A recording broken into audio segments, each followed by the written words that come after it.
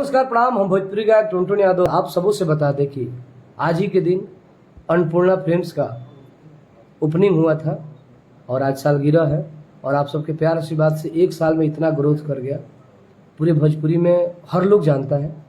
और ये हमारे अखिलेश कश्यप बाबा का चैनल है, तो आप सबों से हाथ जोड़ के विनती है कि आप लोग इतना प्यार आशीर्वाद दीजिए इस बार कि आने वाले अगला साल में पूरे भोजपुरी के नंबर 1 चैनल हो और सारे स्टार का उस पर गाना है और हमारा खेसारी भैया का होते रहे। Love you. जय हो भोजपुरिया समाज, जय हो अन्नपूर्णा फिल्म्स के चाहने वाले भगवान स्वरूपी जनता। नमस्कार, हम बनी भोजपुरी गायककार राकेश मिश्रा और हमरा तरफ से भोजपुरी के चमकते दमकते बेहतरीन राइटर और सबके दिलों में राज करने वाले अखिलेश कश्यप बाबू के आज चैनल के पहला सालगिरह अन्नपूर्णा फिल्म के पूरे परिवार के हमरा तरफ से तहे दिल से हार्दिक बधाई। और आप लोग इसी तरह से तन मन लगाकर अपने कंपनी में अपने लिए दिन रात मेहनत करते रहिए। सभी कलाकारों के लिए अपना प्यार दुलार देते रहिए। कंपनी है तो हम कलाकार हैं, इसलिए आपका आगे आना हमारे लिए सौभाग्य की बात है। बहुत बहुत बधाई। नमस्ते, प्रणाम, जय माता दी, हर हर महादेव। मैं हूं आपकी अपनी गायिका अनुपमा यादव और आज बहुत खुशी की बात है कि बहुत ही अच्छा चैनल अन्नपूर्णा फिल्म्स को 1 साल पूरा होने में उनकी पूरी टीम को बहुत बहुत शुभकामनाएं। आज अन्नपूर्णा फिल्म्स को 1 साल कंप्लीट हो गया, तो बड़े भैया अखिलेश भैया को और पूरी टीम को बहुत बहुत बधाई, बहुत बहुत शुभकामनाएं। नमस्ते, प्रणाम, जय माता दी, हमारी नेहराज। और आज आप सबसे बता दिया चाहतनी कि आज अन्नपूर्णा फिल्म्स के एनिवर्सरी डे है। बहुत बहुत बधाई हो हमारा तरफ से। और अखिलेश कवि जी के भी बहुत बहुत बधाई हो बाबा जी के। और आप हमेशा खुश रही बाबा जी, और ऐसे ही खूब चैनल पर चैनल ओपनिंग करी और खूब अपन आशीर्वाद प्यार दी, खूब आगे बढ़ाई। जय माता दी, महादेव। नमस्ते, प्रणाम, हर हर महादेव। समस्त भोजपुरिया जहान के विजय चौहान के सादर प्रणाम। और आज बतावत बड़ा खुशी होता है कि अन्नपूर्णा फिल्म के 1 साल पूरा हो गई, यानी एक वर्ष पूरा हो गई। आज पहला एनिवर्सरी है, यानी कि सालगिरह है। आज ही के दिन कंपनी चैनल ओपन भई रहे।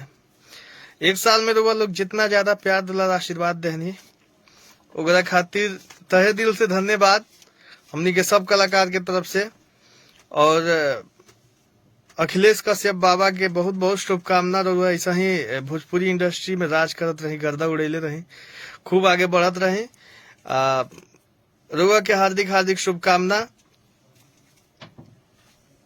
राउर अन्नपूर्णा फिल्म खूब दुनिया जहान में नाम करे। नमस्कार, प्रणाम, गोड़ लगता नहीं, हमें आलोक नहीं समझ रहे हो सब।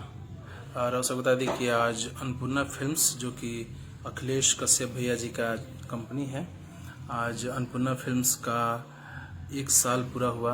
आज उसका एनिवर्सरी है, तो हमारी तरफ से अन्नपूर्णा फिल्म्स चैनल की पूरी टीम को और अखिलेश कश्यप भैया जी को ढेर सारी बधाई एवं शुभकामनाएं।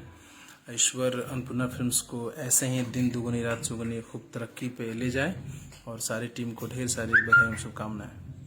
धन्यवाद, प्रणाम, जय हो। नमस्ते, प्रणाम, हर हर महादेव। आप सबके छोट भाई म्यूजिक डायरेक्टर आर्या शर्मा। और आज बहुत ही खुशी के बात बा कि अन्नपूर्णा फिल्म के 1 साल कंप्लीट भाई। पूरा टीम के बहुत बहुत बधाई और हमके खुद के भी बधाई।